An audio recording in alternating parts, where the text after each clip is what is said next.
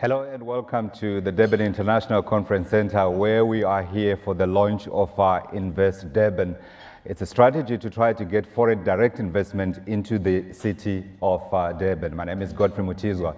Shortly, I'm going to be introducing our panelists, but I just wanted before we started to say, can we hold a minute of celebration for the people of Zimbabwe? Is that possible?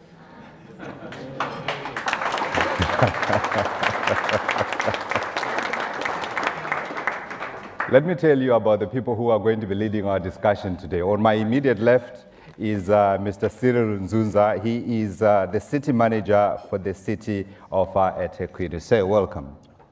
Thank you. Next to him is Ms. Cheryl Zalika Sykes. She is the U.S. Consul General.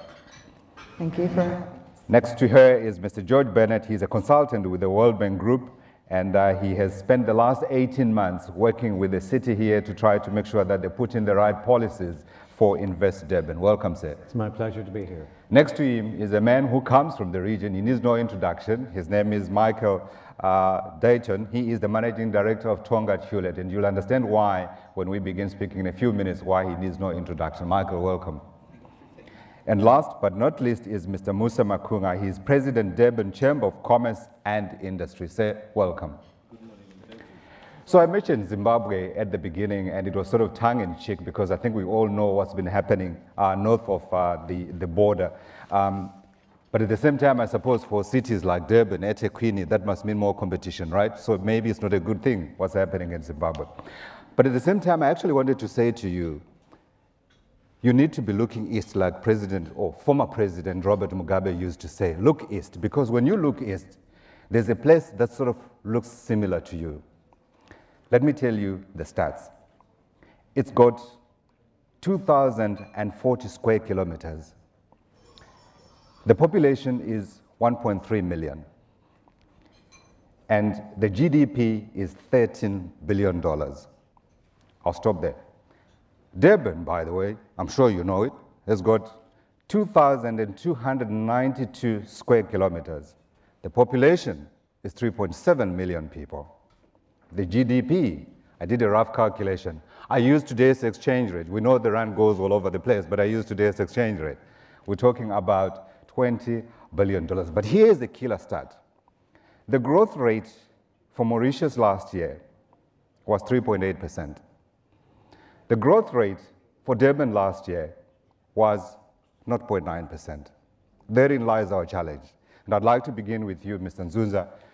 You are targeting foreign direct investment to come into the city of Durban. What are you selling that's going to make investors sit up and say, I should not look at Cape Town, I shouldn't look at Joburg, I should look at the city of eThekwini? Thank you, George.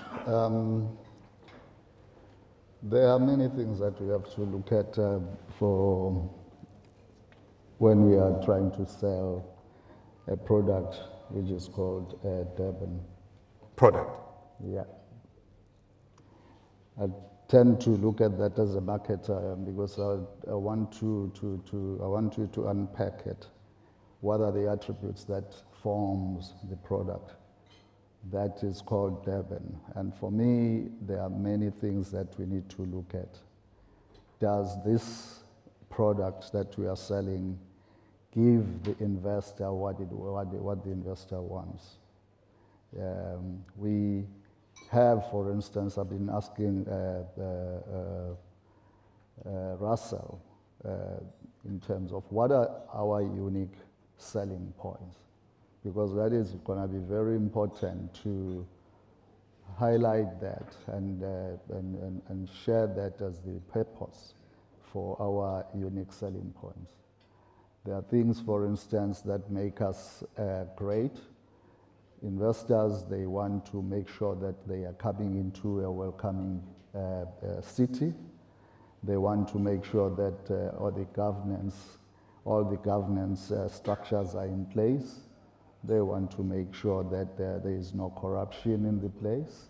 They want to make sure that you have an area which is I can play, I can it's a good lifestyle that we are providing whilst I'm actually investing my money.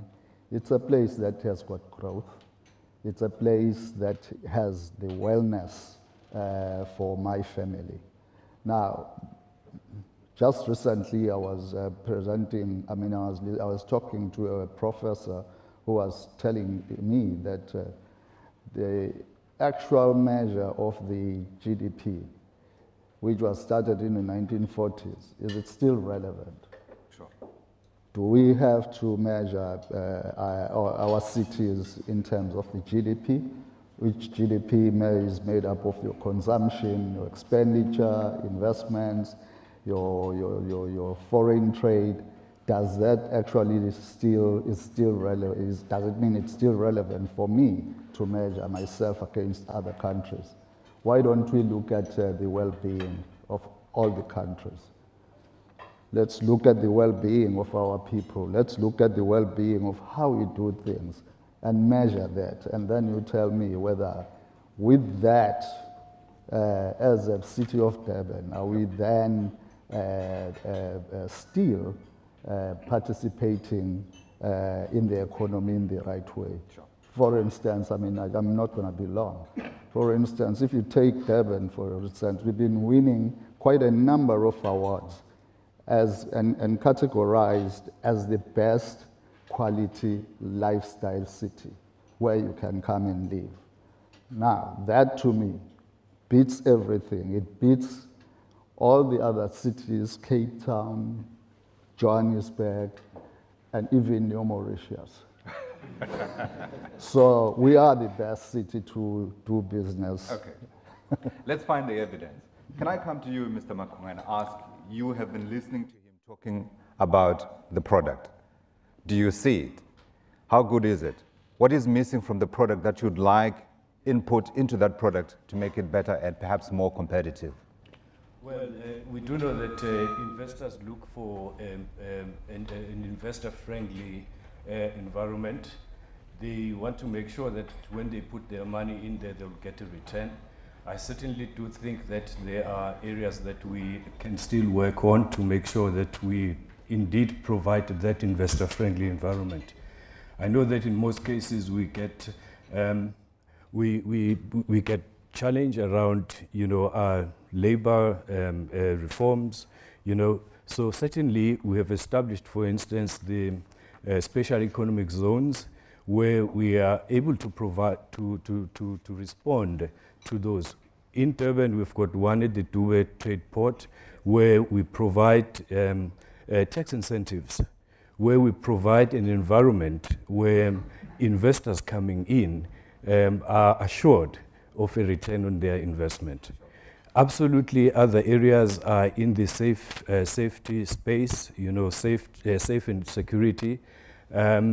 We as the Durban Chamber of Commerce and together with the city have got ongoing engagements to make sure that we provide a safe environment where the quality of life would be good, because certainly we do know that investors do look at that as well.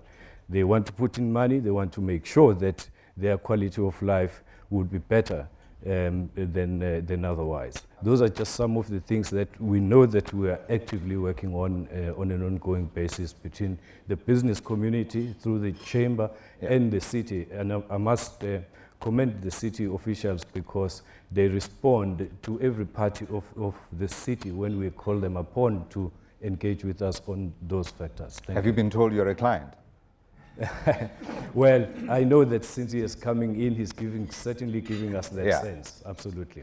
On the labor front, what would you like to see in particular change so that it's not just restricted to the industrial development zones? Well, on the labor front, I'll tell you that we have some of our members that have signed a code of ethics. And in that code of ethics, there is a very clear outline of the standards that are expected in terms of how labor, how employees are treated and all of that, because we do know that depending on how the relationship is between them and the employers, that determines the return on the investment. Michael, you're already operating here, so you're an example of what can be done within this sphere. When you hear the messages that the new city manager is talking about, does that give you hope for the future? And are there perhaps things that you'd like to address to him in this neutral environment where if you say something that he doesn't like, you will not be penalized because we're recording it? Godfrey, thank you. I don't think there's a danger of that. I mean, we've got we've had a multi-decade collaboration and partnership with eThekwini Municipality and other spheres of government and society. So I think those conversations are taking place. I think there's maybe two things that I could say. The first is the perception is it happening or isn't it happening? Yeah, and I think I can give some really clear evidence that it is happening. We've just come out of our interim results presentation. We went around the country, and in preparation for that, purely looking at land that we've sold and developed, currently under construction in Durban, on purely our land that we've sold, 6.2 billion rands worth of investment, current construction contracts taking place. In the last 6 months, we sold over 700 million rands worth of land, developed land in this region. That is going to generate another 5.6 billion rands worth of investment into the region. So it is happening. I'm hugely encouraged by what has been said this morning because we've got a fantastic platform, infrastructurally, sectorally, and otherwise. If I were to say what is the biggest challenge that we face, and it's an easy, soluble challenge in many ways, is an institutional challenge. And I think that both what George said and what the Mayor said before that go to the heart of that. Relationships, collaboration between different spheres of government, between different silos in the city, as was said this morning, and between business and businesses and the public sector. And I think that's becoming more and more evident as being a possibility and a very tangible possibility. Sure. Sherry, can I come to you? You come from the US. You come from an environment where there's a lot of capital, but there are also a lot of new issues. I want you to be honest here. Mm-hmm. In this environment where we hear a lot about America first, how do we get in and get that capital so that it comes here and it just goes to, just doesn't do what is good for the US versus other parts of the world like us who are offering investors perhaps a better return than you guys are able to offer? That's right. Is there room for us? Absolutely, there's room. The United States government has been in South Africa for a long time and will remain in South Africa because South Africa and KwaZulu-Natal and Durban specifically are, as Mike said, excellent places to do business. They're excellent places for U.S. investors to put their money. About 10% of South Africa's GDP today is made possible due to U.S. investment here. So the past portends for the future. We are very interested today in the United States, just as South Africa is, in jobs, job creation, growth of our own economy. But we have learned through our work in Africa, through our business investments here in South Africa, that investment here brings growth home. That growth at home makes possible more foreign direct investment, which loops back to growth at home. It's not one or the other, it's both in order to have the strongest economies possible. A strong South African economy will bring a strong American economy. I'm going to come back and ask you what you want to see, or perhaps things that you would like to see perhaps addressed by the municipality as well as perhaps from the chamber perspective. Let me go to George, to George Glaciers and talk about what he has seen in working with the city and what you want to see change faster than anything, because when you look around, I guess, the African continent, you see a lot of competition. Mm-hmm. We talk about Nairobi these days, we talk about Lagos these days, and we talk about vibrant African cities that are giving a very good run to municipalities like eThekwini. What is missing, do you think, from eThekwini that could enable it to compete better? It's a great question. Competition for foreign direct investment, as I said earlier on, is intense. And now the most profound change is that investors are looking more at city comparisons as opposed to country comparisons. So it's city units of about 1.5 million people are the entities of scale that investors are looking at. 3.7 million here. Yeah. Nice number. And this is great scale, and Durban certainly meets that criteria. However, City comparisons become almost more important than country comparisons, or certainly equally so. That's an important factor. And as I said earlier on in my address, the really scary number is that there are between 2,500 and 3,000 investment promotion agencies competing for that same available pool of mobile investment. Now that's very intense. So take that and overlay that with what we've experienced in Durban. The most important factor is awareness. Is there awareness amongst the city leadership and the broad stakeholder community of the levels of competition and of what the city needs to do to compete in that space? So when we look in at the World Bank, its work, we say, are they investor ready? The state of readiness varies across Africa and indeed across South Africa itself. And that's quite a spectrum actually. So in the case of eThekwini and in our engagement at Durban, what we have seen, which is really profound, is a strong awareness of the need to change, to make the step up, to have a strategy, to have a coordinated partnership across the entire community, the public and private sector. So that to my mind has already happened. The work to be done, however, is to implement that and to deliver on that on a consistent basis for the investors that you already heard from. Do you get encouraged when you hear words like client being used by the city managers in respect of investors? And also, he was talking about product. Yes. That sounds like, well, for us ordinary people, our language. It's a great question, and I may be slightly embarrassed in the way I answer this. I think they're the words that World Bank have helped introduce in the process of helping them with the development of the strategy. Yeah. Because and that's what we need to follow. So I'm very, very encouraged by that. The ethos of the city, that's what we need to encourage. Yeah.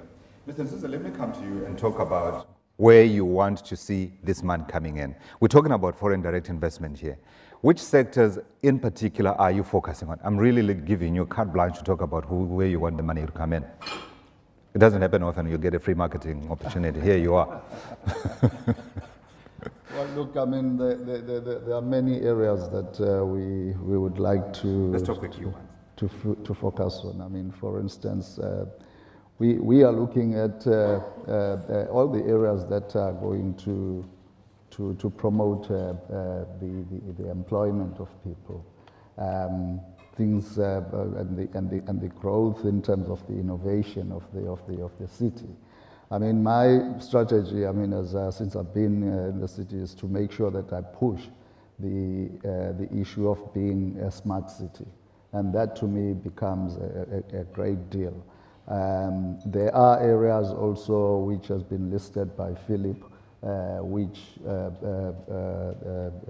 tabulate the sectors that are going to promote the things like the radical economic transformation. I think the list is there to actually focus on that. But the important thing for me is that let's create an environment that is investor friendly, and an environment that is going to be attracting that investment to our city. And the way that we are going to do that, it's the attitude of how, as people here who are working as officials, how we are going to do that, to treat, starting with our local investors. Yeah. You're sitting here with all the investors looking at us with all the catalytic projects. Yeah. All these projects, if you take them, maybe they amount to hundreds of billions. But why are they stuck? And that's my issue. The issue for me is that we need to create a facility like your one-stop shop, which has just been created, which is going to make sure that we don't waste time. Right. We quickly do the investment and get rid of the red tape, but to have that red carpet for the people, you know, and start to visit your customers, like Mike, and understand what their frustrations are in their operations. Yesterday I visited Sapref, I was amazed of the things that they are doing. They buy water from us in millions of rands. They buy electricity from us in millions of rands. But when there's a power cut of that power, because we are not maintaining a certain power station, it disrupts that whole operation, and to set it up again, it takes 2 weeks. And the issue is, why are we not agile? Why are we not responding quickly? Sure.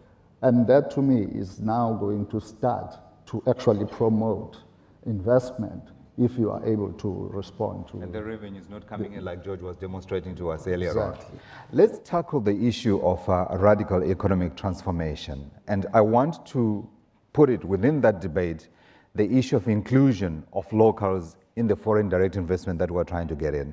I mean, we know once you start talking RET, you know, everybody gets worked up because some people interpret it one way, others interpret it another way. From your perspective, how do you see that working?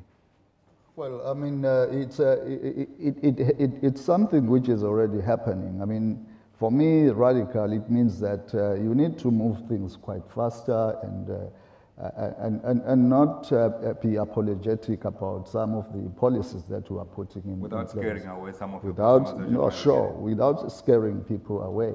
I mean, this is not about saying we are chasing, we want people to run away. All that we are saying is that let's address the problems of the past by making sure and be aware that there are people who have been sidelined for a long time, they were not participating in the economy, and then those local people, they need to participate. Of course, in your participation, you must be sure that you are going to deliver. It's not just you are going to be handed free money. Yeah. So for me, I mean, we have started doing that when, if you look at the construction of the C9 corridor, which is a road that connects Pinetown and Bridge City. That amounts to over R1 billion worth of money. And a lot of black people were involved in the construction of that road. So that's how we are going to be creating this type of RET inclusiveness. I want to get the input of others on this RET issue because I think it affects everybody, and also it'd be interesting to get your perspective as an outsider listening in. But I wanted to get the participants here, Michael, as well as Mr. Makunga, yourself, your guys' perspective on radical economic transformation and the inclusion of locals in the money that's coming in as well as in the businesses that we already have. Do we need to go radical, or are we doing okay and we should just be perhaps doing more projects? Can I start with you and then come to Michael? Well, I think if there's what is common cause here is that there's a need for transforming our economy. Because if we transform our economy, it means we're bringing more people on board. And if we bring more people on board, it means the cake becomes bigger. It becomes now just a question of how do you go about that, yes. You know.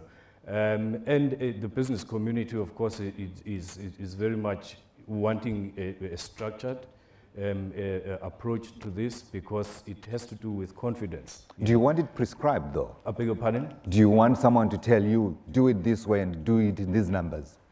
Well, not necessarily, not necessarily. However, I think from the policymakers' side of things, they're saying that, look, it's been quite evolutionary all along, so perhaps we want it revolutionary. We want it revolutionary. And all that as a business community, and this is what we're trying to do, is to talk more, dialogue, get to understand what it is specifically that is required so that it can be taken forward. Michael, why has it been evolutionary rather than revolutionary? Godfrey, it goes to the heart of maybe the comment I made earlier, as I think that the biggest challenge we have, collectively, is an institutional challenge. And a lot of that takes place in funny little areas. So political slogans come and go. Political seasons come and go. I would say to you, my specific area of responsibility is urban development. I think in Durban, and in South Africa generally, we are nowhere nearly radical enough. What we really need to see is a shift to bring people closer to opportunities, increase densities, get more comfortable with mixed uses, take radical steps in support of public transport. And on the basis of the massive infrastructural investment that Durban's making at the moment, those radical institutional steps are actually warranted, necessary, appropriate, and appropriate to business. And I maybe just want to make the point, because I think it quite often comes up as though it's a zero-sum game. Yeah. Can you have SMMEs and big business? Yeah. Or how do you trade off? Or can you have social development and economic development? What's the trade-off? It's not a trade-off. They're inextricably linked. You need both. And my message, and this comes from our day-to-day experience, you can have both. So I would say I'm quite radical in that space. I can hear you. I was actually looking at you in amazement. But I wanted the input of our two outsiders, if you like. Can I begin with you, Sherry, and then come to George? George, of course, looks at everything overally because he is sort of like our drone. Okay, certainly. I have a word or two to say about this. The one thing the United States and South Africa have in common today is a broad need to address broad job creation. There are large numbers of Americans who feel that the economic growth that we have experienced has not been as even as it could be. And more American businesses are also engaging in this discussion. How do we ensure that we grow not just in capital intensity or in profits at the top, but in such a way that our economy grows through job creation and broad-based economic growth. So those investors who are investing in America in new ways, in ways that they are with a sort of higher level of consciousness around those issues, are ready to invest in South Africa in similar ways. I think it's important that Invest Durban be proactive in going to the United States, seeking those investors in these very key industries, in manufacturing and the like, where U.S. inputs, U.S. investors are primed to participate. It's not just a South African conversation. George, that's right. If you can come in quickly. Yeah, great. I think an interesting fact is that corporates across the world, their number one rationale for looking at locations is actually the search for talent. So talent is the number one pull factor in decision making. And let's just take any example we choose to have in our own mind. We need to take a break. Thanks very much indeed. You are listening to us live from the Durban International Conference Center, where we are at the Invest Durban Lodge, and we are discussing ways in which eThekwini Municipality, and perhaps indeed other African cities, can attract foreign direct investment into the cities. Join us after the break when we continue our conversation, and we're also going to have questions from the floor.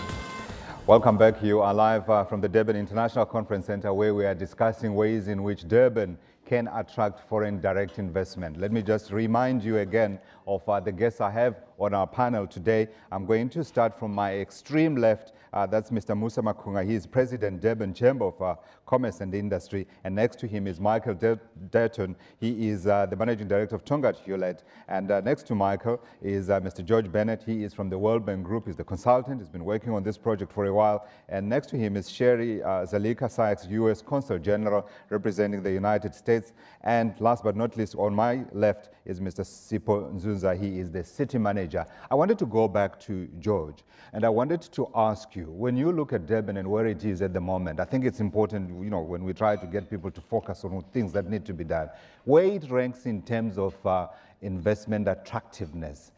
Shall we begin in South Africa? I don't know if you've done the comparison in Africa and perhaps other parts of the world. Well, we don't have a league table. We need to do it, right? In a sense, you're right. Because investment attraction is such a competitive business, and companies rate one location over another. So the companies do benchmarking. And therefore, is it appropriate that cities or investment locations benchmark each other? Absolutely, yes. So in the case of the work in Durban, in selecting the sectors and making decisions about those, the team compared the offering the investor proposition that Durban has relative to its perceived competitors. And that helped inform what decisions will be made about selecting particular sectors. In the case of, without embarrassing any of the other cities that we've worked with in South Africa, it's fair to say that Durban is in the absolute top league, okay, that top group. Are you just saying it because you're here? Yes. That not true at all, because we've engaged with a number of cities, and everybody knows who your number one competitor is. No matter what business you're in, you say, I really want to beat this person. And I think, to be fair, there's a very good intelligence level of who the number one competitors are per sector in Durban, and the sectors' comparators are different. So I think right now, in a very good position, but the message is, can and should get better. Must always strive to improve. Interestingly, I came across the vision for the city, and I just wanted to read it so we can share it with our audience here. It says, by 2030, Durban will be Africa's most caring and livable city, and a globally recognized preferred African investment destination. It's not saying number one, preferred African investment destination, through the attraction and facilitation of significant foreign direct investment that will stimulate social, financial, and economic growth for all. In terms of achieving that strategy, I think George spoke about some of the things that you need to do and how perhaps your IPA, your investment promotion agency, can work. When you look at the work that needs to be done, how far off are you in terms of putting together everything so you can say the door is open, come in? Not far off.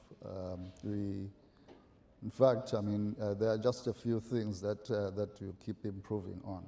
So for me, as a new city manager here, I've just realized that we actually are sitting with quite a number of potential investments, and it's just that we need to sort out a few of our institutional arrangements. I mean, for instance, as I said, that one-stop shop, that's going to be addressing a lot of problems that we are having.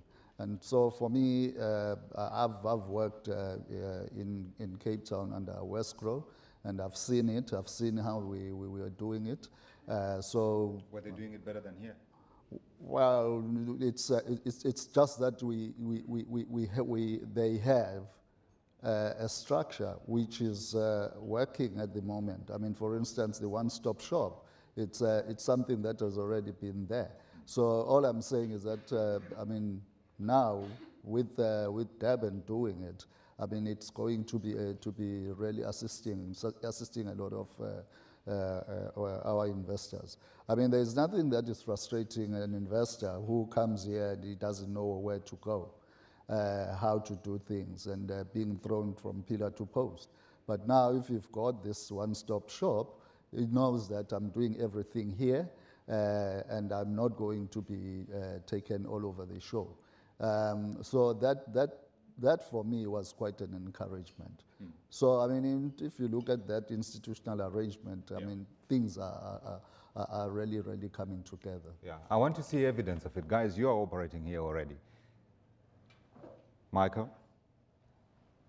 Well, in terms of the institutional arrangements, absolutely the one-stop shop is going to make a huge difference. But what I do know as well is that as the city, we already have some sectors that we are looking at. The manufacturing sector, for instance, we do, from the chamber point of view, we do have sector forums, and the manufacturing sector is one of them, you know, that we do need to look into that sector. There are already work that is happening there, because we've got quite a large pool of unemployed youth, unemployed people. So manufacturing becomes very important and key that we look at that. The issue of value-added products, beneficiation, our economy at the moment is very much resource-based. And there is a problem that out there, Europe, for instance, is no longer taking commodities as much as it was before. Right. Therefore, we are beginning to say what sort of other sectors we need to look into.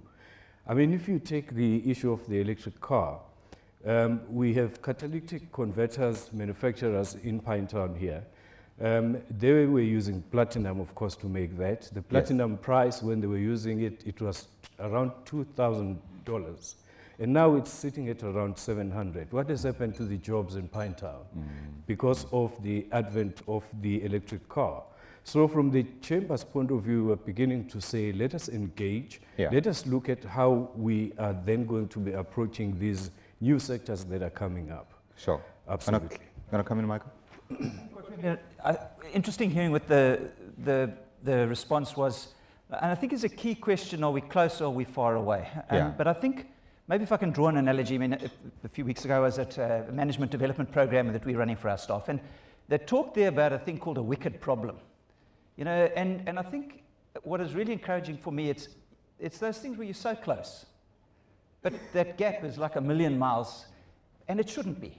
And I think at the heart of it, it's really encouraging where Durban has some wicked problems. It's really encouraging to hear what we've heard this morning from the city manager, from the mayor, from Russell, and that is that these wicked problems are being addressed. They're about alignment, they're about people talking the same language, it's about reaching out. So I'm really encouraged that as close as we are, as we address a few of those little wicked problems, I think we can really get stuff to converge. And I think we're on the doorstep of that. Yesterday, I attended the launch of Invest Durban, which is an interesting new addition, and I'd like you to talk a little bit about that. But from your perspective, George, when you look at perhaps the things that need to be added to the whole infrastructure, as well as perhaps the institutional things that make the city great, how far are they? Let me connect this with the previous remark. It's really important. Is that investors, first of all, they have many, many choices. So they can pick and choose. It's a beauty parade. There are very few investors who are forced into any one location. That happens very rarely. So with the beauty parade, they're looking at what is the investor proposition. So they're looking at what has eThekwini got to present to my particular project. And in that, apropos Michael's last point, if they feel, yes, I recognize certain gaps that are not in place here, but if you can convince them and they really believe it, therefore it's true, that those gaps are being closed in a structured and organized and believable fashion and in a reasonable period of time, investors will often take that plunge. They say, yeah, it's 80% of what I want, that 20% is going to be filled for me over the next 12 or 18 months, and I believe it because this is a credible municipality. They will make a decision. Now let's draw the opposite. If the investor has another location and he does not or she does not believe that gap can be bridged, they will generally be more cautious and maybe walk away.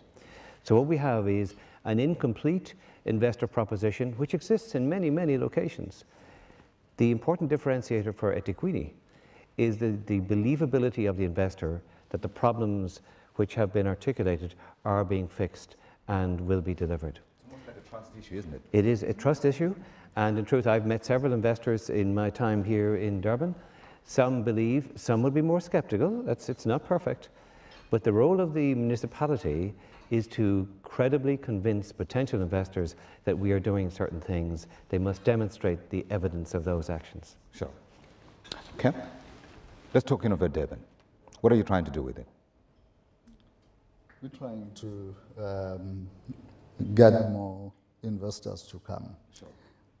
We're trying Isn't that to another layer on top of other layers? No, but I mean, Invest Durban also, it tries to encourage people, I mean, young people and a lot of people to come up with new ideas, to be able to then generate more and more wealth. So for me, I mean, if you innovate Durban, I mean, we can't be doing all things all the time. I mean, we need to think out of our boxes, change the way we are thinking, change the way we are doing things.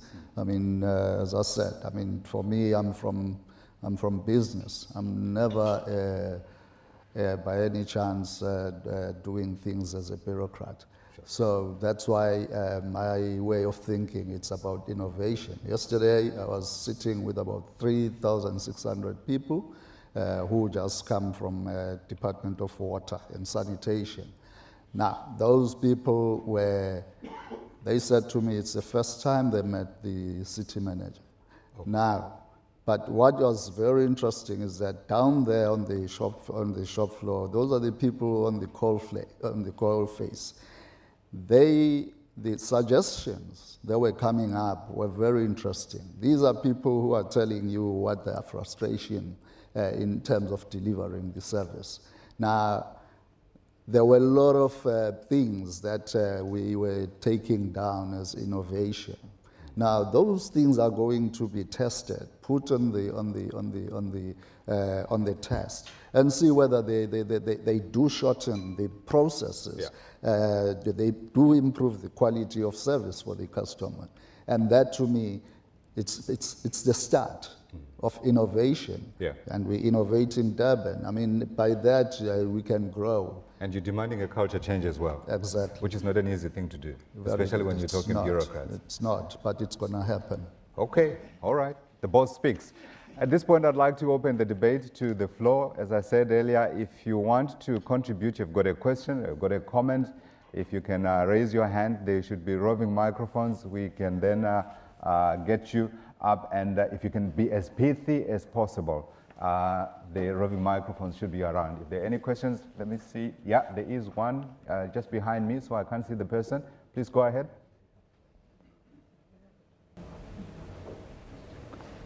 Good morning. My name is Brian. I'm from Edison Corporation. My question is to the city manager.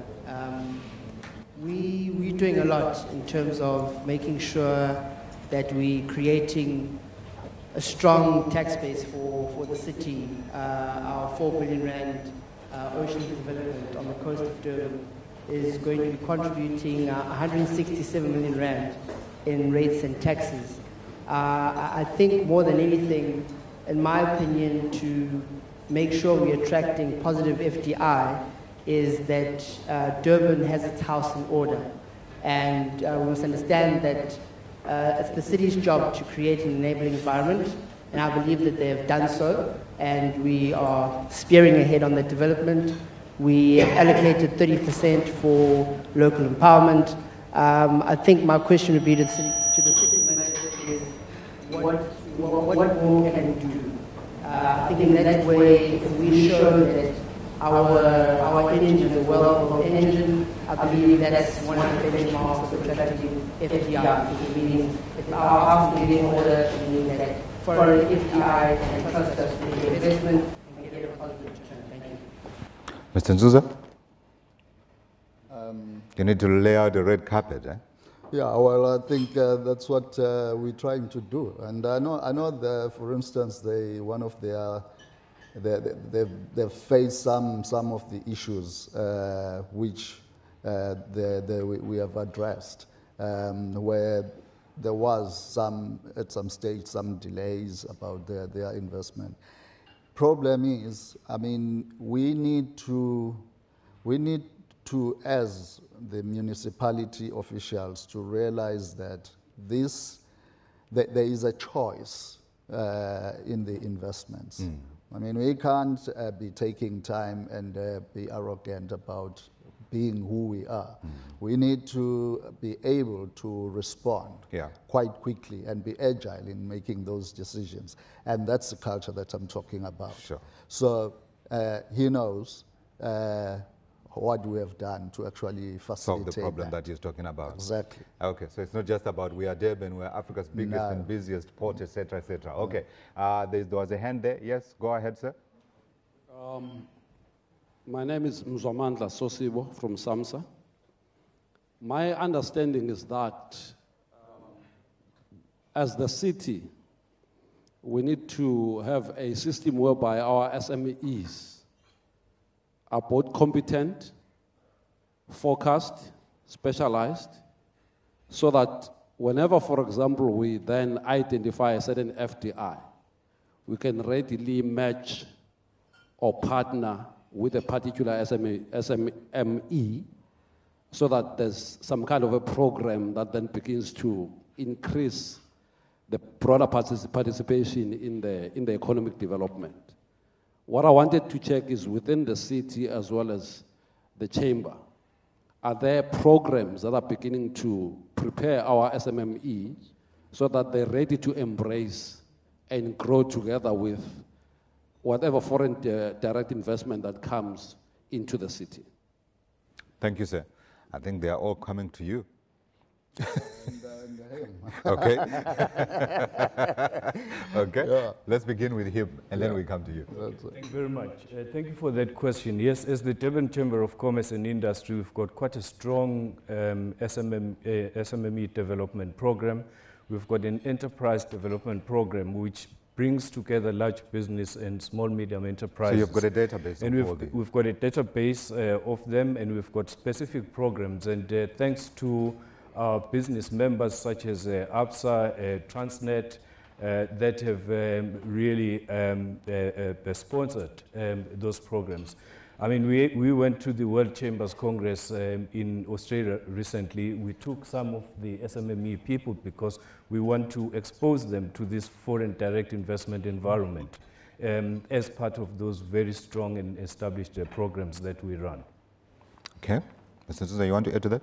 Yeah, I think we But you know, really, it's not your business to be organizing here. It's small businesses, right? I don't think so. I don't think that kind of a comment is right. I had a debate with one of my colleagues around that, where he was saying no, but we should leave that to big business to sort. Yeah. And I said, well, there's an element of trust here. Do I trust that? I mean, they will do it. Mm-hmm. Interesting. I give you 1 billion rand, and I say, take that 1 billion rand and give 30% or 50% to the previously disenfranchised people. Yeah. Will he do it? Or will I get a front who will just become a shareholder and get some in name dividend? only?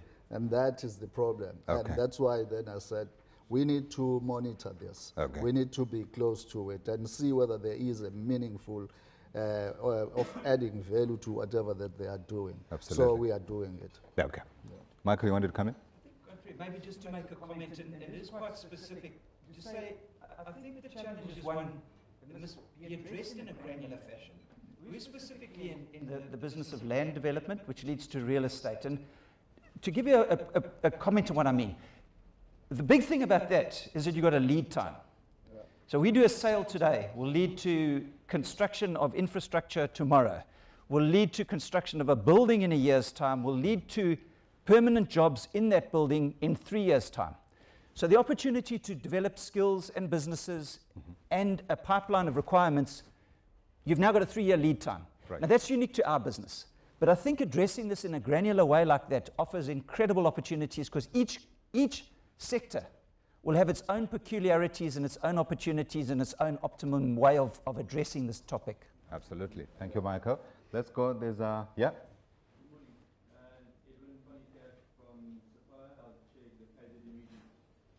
Hugely encouraged about Invest Durban, and I think the city must be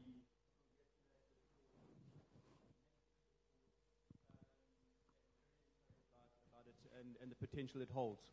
The question that I'd like to put forward is SAPOA is the South African Property Owners Association.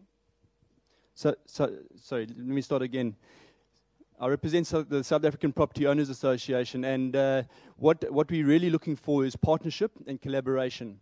And I think this is what we need to do together and work together with the city to attract foreign direct investment. I think that from a city point of view, we've got massive opportunities that we can harness together, and it's about that collaboration. My question goes to Mark Dayton, a past president of SAPOA, to maybe unpack where the partnership opportunities lie, particularly for an organization like the South African Property Owners Association to collaborate with the city and Invest Durban in attracting FDI.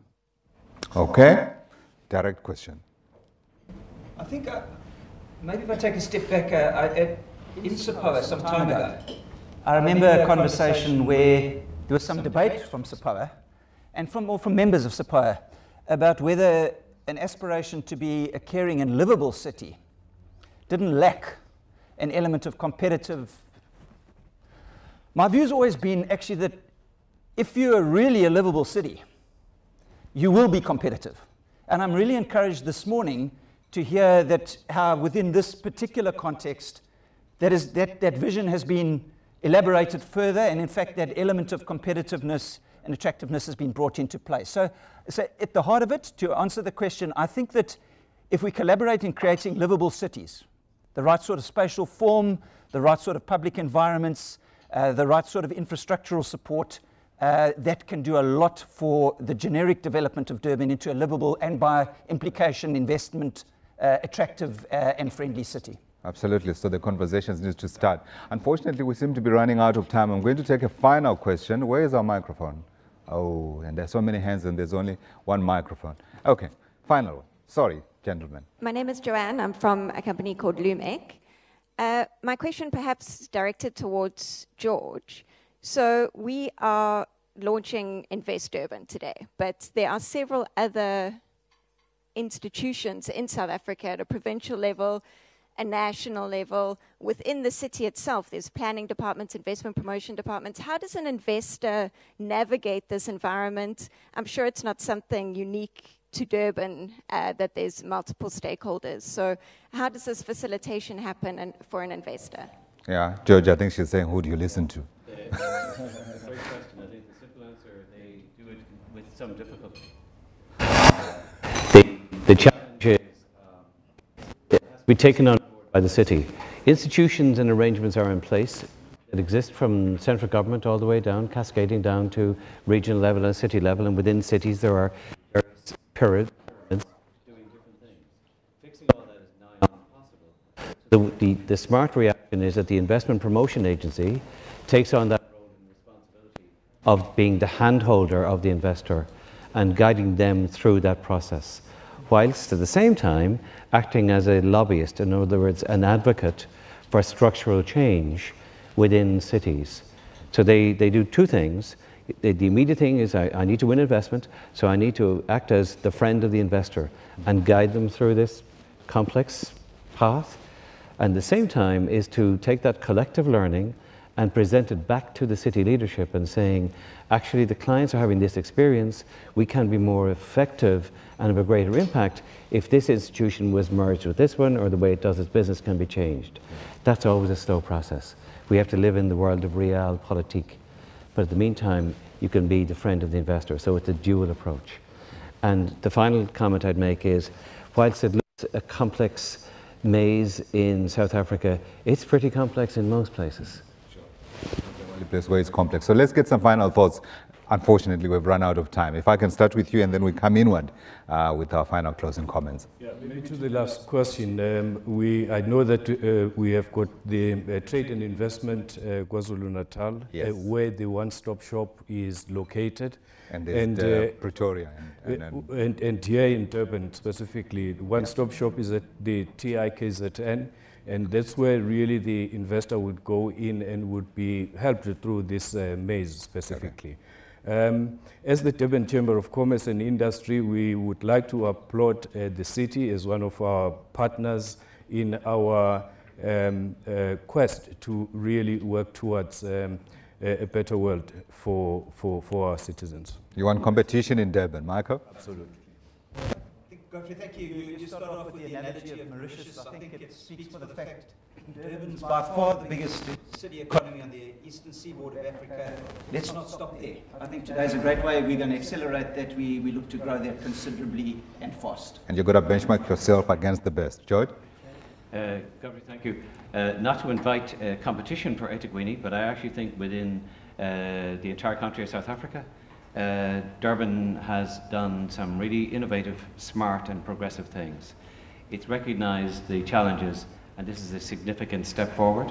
And finally, I would think that other South African metros could learn by looking into this experience. That's not to invite competition on my new friends here. But I think that it's now standing out as a very effective example for national government of how a city can set about step change. Sherry? Well, thank you very much for including us today.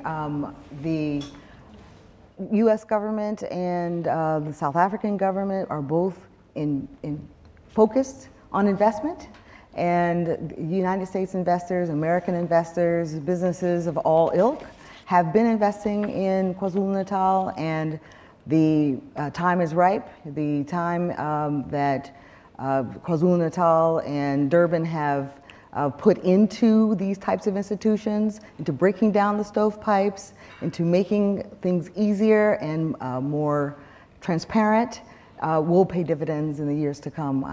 Transparency, Mr. I'm sure of that. Your thoughts? No, thanks. I do. But just to mention a few things. I mean, which very are quickly. Quickly. One, we have done an investment for the Film City, which is a project of about 7-point-something billion. Two, we have just approved the development of the promenade, which is about, I think it's a 1 billion for this year.